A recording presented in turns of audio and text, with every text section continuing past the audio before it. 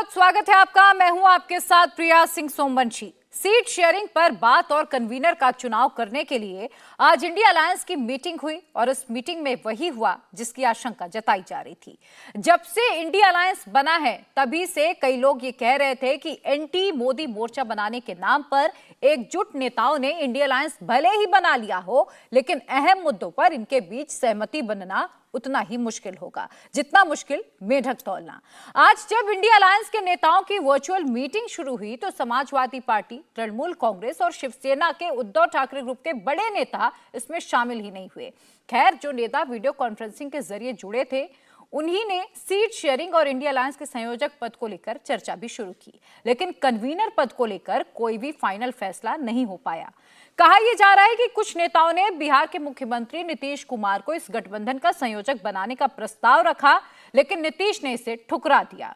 Source ये बता रहे हैं कि नीतीश कुमार ये चाहते हैं कि पहले सीट शेयरिंग को लेकर कोई ठोस बात हो जाए, क्योंकि नीतीश कुमार बिहार में हर हाल में कम से कम उतनी सीट चाहते हैं जितनी सीटों पर 2019 में जेडीयू के सांसद चुनाव जीते, लेकिन इसे लेकर कोई भी ठोस बात नहीं बनी तो नीतीश कुमार ने कन्वीनर बनने से भी आज इंकार कर दिया।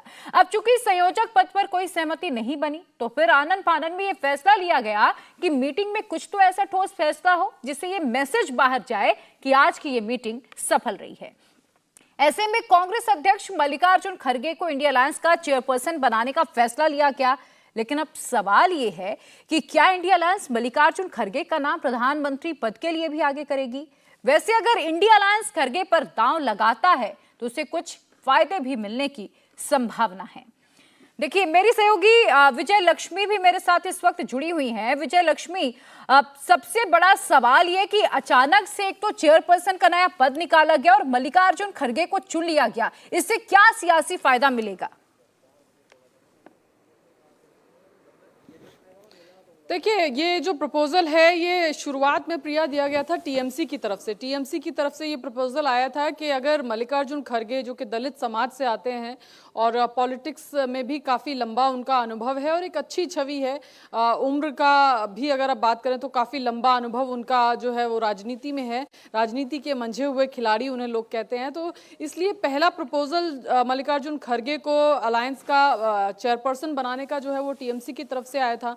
जो इससे पिछली मीटिंग हुई थी उसमें ममता बनर्जी ने, जब मीटिंग खत्म होने वाली थी ऐसा सूत्र बताते हैं, उस दौरान उन्होंने कहा था कि खड़गे जी चेयरपर्सन बन जाएं, एक दलित चेहरा है या चेहरा बन जाएं तो उससे बड़ा फायदा होगा, दलित वोटों को भी लुभाने में इंडिया अलायंस कारगर साबित होगा और इसके अलावा भी मल्लिकार्जुन खड़गे साहब की अपनी एक छवि है।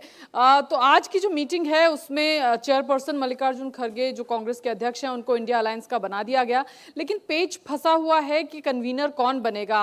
सूत्र बता रहे हैं कि कन्वीनर को लेकर नीतीश कुमार के नाम पर आज चर्चा हुई, प्रपोजल भी आया, लेकिन उसके बाद खबर ये आई कि नीतीश कुमार नहीं चाहते हैं कन्वीनर बनना।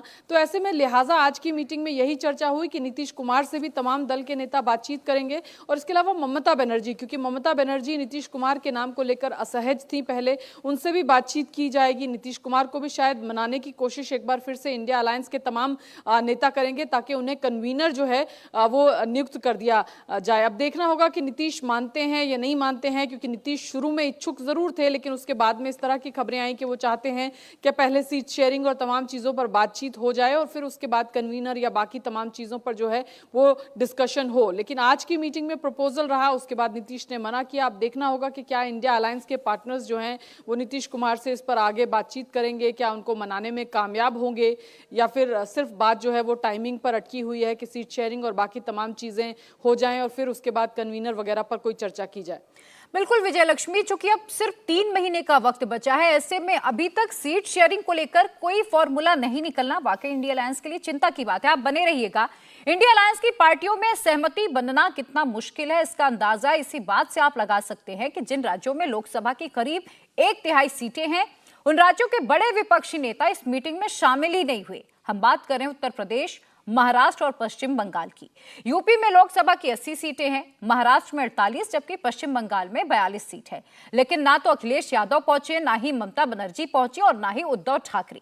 और ऐसा भी नहीं था कि इस मीटिंग की डेट अचानक से अनाउंस हुई, ये पहले ही तय हो चुका था कि एक वर्चुअल मीटिंग होगी और इसमें शामिल होने से किसी नेता का पहले से कोई तय शेड्यूल भी गड़बड़ाता नहीं।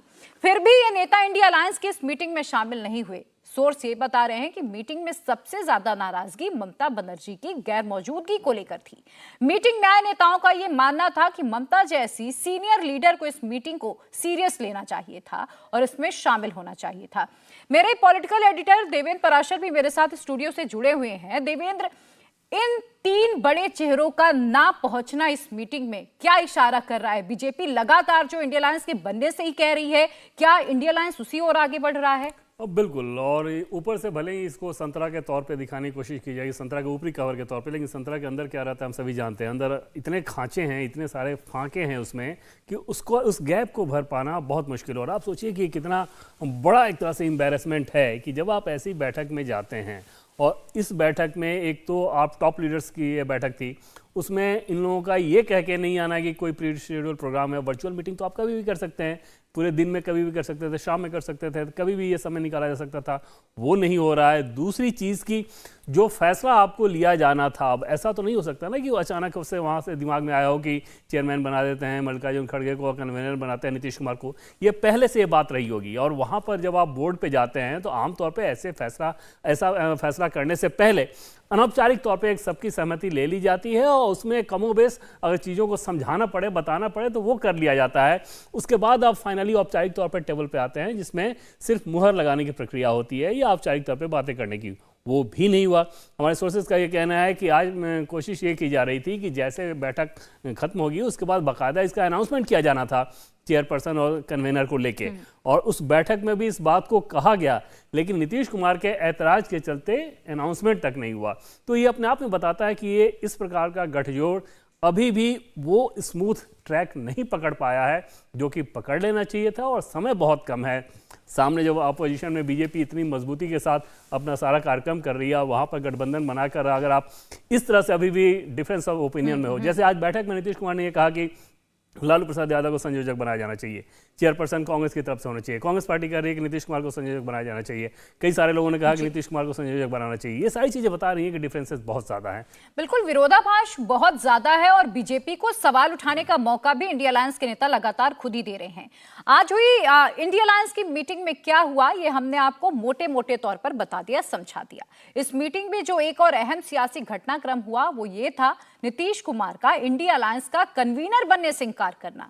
नीतीश ने जिस तरह इंडिया अलायंस का संयोजक बनने से इंकार कर दिया, उसके बाद नीतीश के अगले सियासी कदम को लेकर भी चर्चा हो रही है। सोर्सेस बता रहे हैं कि नीतीश कुमार संयोजक पद को लेकर जल्दबाजी करने के मूड में नहीं है। नीतीश कुमार कड़ी सौदेबाजी करना चाहते हैं। पहले वो ये सुनिश्चित कर लेना चाहते हैं कि उनकी पार्टी यानी कि जेडीयू के सियासी हितों को नुकसान किसी तरह से ना हो। सीट शेयरिंग में वो अपर हैंड चाहते हैं। नीतीश का इरादा ये है कि वो बिहार पर अपनी पकड़ को किसी भी कीमत में कमजोर ना होने दें, जबकि लालू यादव भी ये चाहते हैं कि नीतीश कुमार इंडिया अलायंस के संयोजक बनकर दिल्ली चले जाएं और बिहार को उनके बेटे तेजस्वी यादव के लिए खाली कर दिया जाए। लेकिन नीतीश कुमार अभी बिहार नहीं छोड़ेंगे। बिहार सरकार में मंत्री और नीतीश कुमार के करीबी संजय झा ने इस बात की पुष्टि की कि नीतीश को संयोजक बनाने का जो प्रस्ताव था वो मीटिंग में आया था, लेकिन वो किसी तरह से तैयार नहीं हुए। लेकिन मुख्यमंत्री जी का था कि कांग्रेस को ही चेयरमैन बनना चाहिए, और कोई बात नहीं। प्रस्ताव आया, मैंने बताया संयोजक का प्रस्ताव आया था। किस ओर से सर, किस ओर से?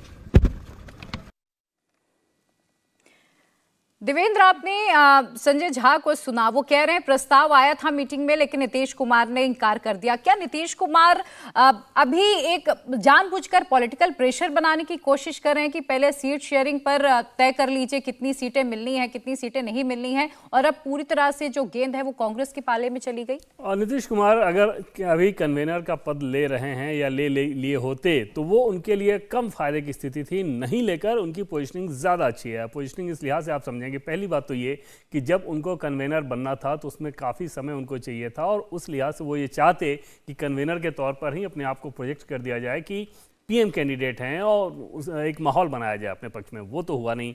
अब समय बमुश्किल 3 महीने का रह गया है, तो इतने में आप बहुत कुछ कर नहीं सकते। दूसरी चीज़ की उनको ये सीट शेयरिंग जिस बात को लेकर वो हमेशा से कहते रहे कि बहुत पहले इसको करना चाहिए था।